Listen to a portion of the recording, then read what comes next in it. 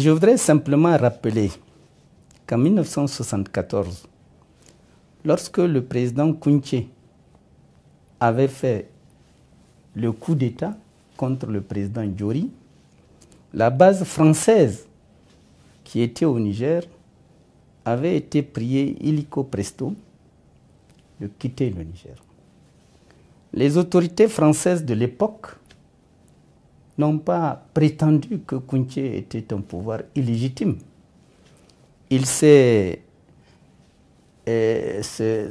autorités françaises de l'époque se sont aussitôt exécutées.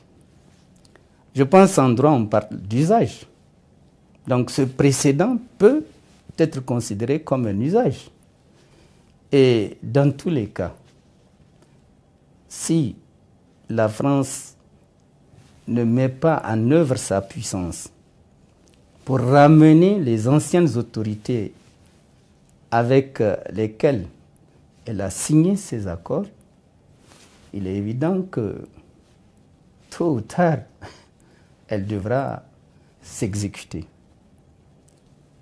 En outre, il y a à se poser des questions sur la validité réelle de ces accords. Parce que l'article 169 de la Constitution du Niger, en tout cas à l'époque où ces accords ont été signés, cette Constitution était encore valable. Cette Constitution disait de manière très claire que les accords de défense, pour être valables, doivent faire l'objet d'une loi de ratification par l'Assemblée nationale.